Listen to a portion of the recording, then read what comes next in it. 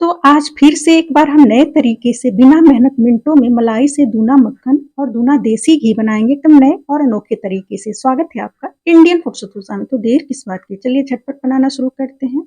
यहाँ पर हमने 7 से 8 दिन की मलाई को फ्रीजर में स्टोर करके रखा हुआ था और इसको हमने 2 से 3 घंटा पहले बाहर निकाल कर रख दिया था। मलाई पूरी तरह से नरम और मुलायम हो चुका है, ये देखिए। तो जब भी आपको मलाई से मक्खन बनाना हो, फ्रीज में से मलाई को निकालकर आप किसी गर्म जगह पर 2 से 3 घंटा के लिए रख दीजिएगा। अब एक बड़ा सा बर्तन लेंगे और इस बर्तन में हम पूरी मलाई को निकाल लेंगे। एकदम नया और अनोखा तरीका है, वीडियो को लास्ट तक जरूर देखिएगा, यकीन मानिए आपको काफी पसंद आएगा। अगर आपको हमारी आज की रेसिपी पसंद आएगी तो प्लीज लाइक और सब्सक्राइब जरूर कीजिएगा। साथ में कमेंट बॉक्स में देखिए कि आपको हमारी रेसिपी कैसी लगती है। पूरी मलाई को हमने बर्तन में निकाल लिया। अब इस मलाई को फेंटने के लिए हम हाथ का इस्तेमाल नहीं करेंगे और ना ही मशीन का यूज करेंगे।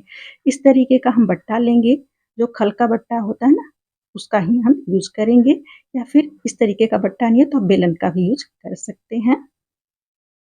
अब हम क्या करेंगे, इस बट्टे को मलाई के बीचों बीच रखेंगे और हल्के हाथ से इस तरीके से गोल गोल घुमाते हुए फेंटेंगे। बहुत ज्यादा मेहनत नहीं करनी है, बस गोल गोल इस तरीके से फेंटना है। 1 से 2 मिनट के बाद देखेंगे ना, बिल्कुल हल्का हो गया है। और ये देखिए, जो बट्टे पर थोड़ा सा मलाई है चिपक रहा है अभी, तो इसे हम 2 मिनट तक और फेंट लेते हैं। जैसे जैसे फेंटते जाएंगे मलाई बिल्कुल हल्का होते जाएगा और मक्खन बनना शुरू हो जाएगा। अभी देखिए ये बट्टे को छोड़ रहा है, तो इस तरीके से थोड़ी थोड़ी देर पर आप चेक करते रहिएगा।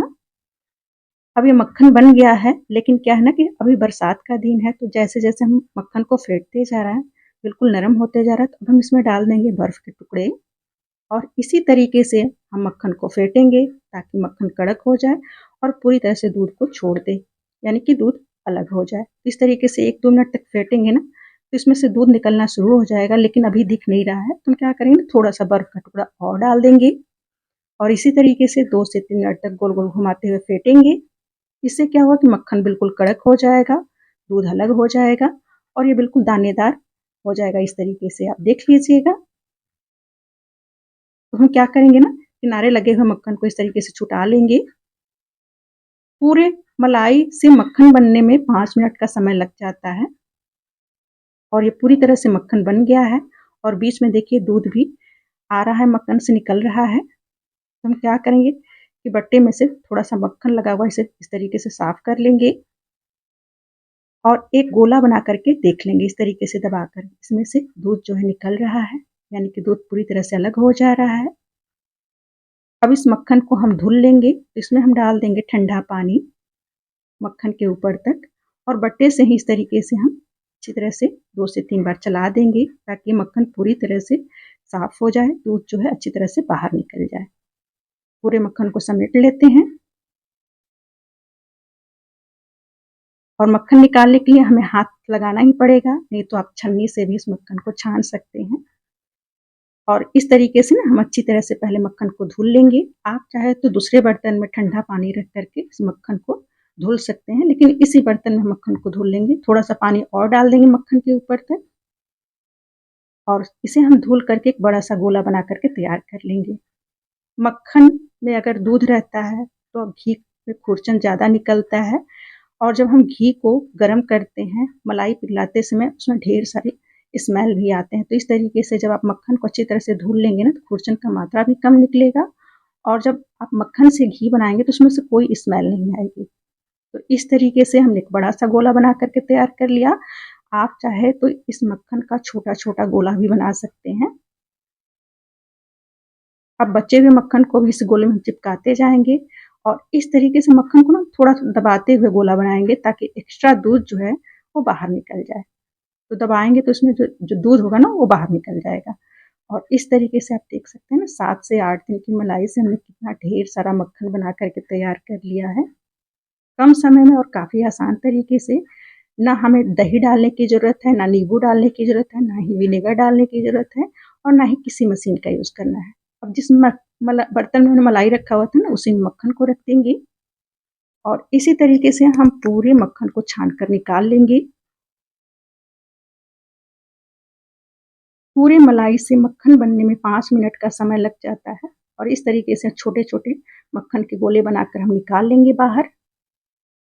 और इस दूध को हम ना बारीक तार वाली छन्नी से छान लेंगे और जितना मक्खन होगा उसे हम बाहर निकाल लेंगे। और ये देखिए हमने 7 से 8 दिन की मलाई से कितना ढेर सारा मक्खन बनाकर तैयार कर लिया। आप चाहे तो इसे 1 दिन के लिए आप फ्रिज में रख दीजिए। उसके बाद ये मक्खन से घी बनाइए, घी का मात्रा थोड़ा ज़्यादा निकलता है। और यहाँ पर हमने नॉन स्टिक कढ़ाई को गरम कर लिया है। इसकी जगह पर आप एल्युमिनियम की कढ़ाई भी यूज़ कर सकते हैं या फिर लोहे की कढ़ाई भी यूज़ कर सकते हैं। कढ़ाई का तल्ला थोड़ा मोटा होना चाहिए। अब हम पूरे मक्खन को कढ़ाई में डाल देंगे और ये देखिए हमने छन्नी में भी मक्खन को छान लिया था। इसे भी डाल देते हैं और इस मक्खन को हम मीडियम फ्लेम पर पकाएंगे लगातार चलाते हुए। तो इसे हम थोड़ा सा बट्टे से इस तरीके से चला देते हैं। बट्टे में थोड़ा मक्खन लगा हुआ था। अगर आप तेज आंच पर घी पकाते हैं तो घी तुरंत ही लाल हो जाता है। देखने में लगेगा कि पक गया है, लेकिन जब आप उसे स्टोर करके रखते हैं उसके ऊपर जाले लग जाते हैं या फिर उसमें से स्मेल आने लगती है। तो ध्यान रखें, जब भी आप मक्खन से घी बनाएं तो उसे मीडियम फ्लेम पर पकाते हुए बनाएं। लगातार चलाते रहेंगे ताकि ये कढ़ाई के तल्ले में न चिपकने पाए। अब इसमें हम डाल देंगे 1 इंच दालचीनी का टुकड़ा, जिससे कि घी में काफ़ी अच्छी खुशबू आएगी, कलर आएगा और ये घी कभी खराब नहीं होगा। तेज पत्ता डाल सकते हैं, पान का पत्ता डाल सकते हैं या फिर हरी इलायची भी डाल सकते हैं। अब इस घी के खुरचन को हम चेक करते रहेंगे और घी को दानेदार बनाने के लिए इसमें 1-2 बार पानी का छींटा मारेंगे, जिससे कि घी हमारा बिल्कुल रवादार बनेगा। और इस तरीके से लगातार चलाते हुए पकाएंगे। तो घी जब भी आप पकाएं ध्यान रखें कि घी को अच्छी तरह से पका होना ज़रूरी है। अगर आप बहुत ज़्यादा घी पका देते हैं तो क्या होता है ना कि घी का जब भी आप पूड़ी पराठा बनाते हैं फिर दीपक जलाते हैं तो घी बहुत ही जल्दी जल जाता है, उसमें से धुआं निकलने लगता है। अब हम गैस को बंद कर देंगे क्योंकि घी पकते पकते ये थोड़ा सा कलर भी चेंज हो जाएगा और खुरचन का कलर ब्राउन हो जाएगा, क्योंकि कढ़ाई हमारी मोटी है और ये घी हमारा ठंडा हो गया है। आप देख सकते हैं पूरी तरह से ठंडा नहीं हुआ है। इसे हम छान लेंगे। तो यहाँ हमने लोटे का इस्तेमाल किया हुआ है। इसके ऊपर बारीक तार वाली छन्नी रख देंगे और पूरे घी को छान लेंगे। अभी घी गर्म है तो इसे हम कांच के जार में भरकर नहीं रखेंगे।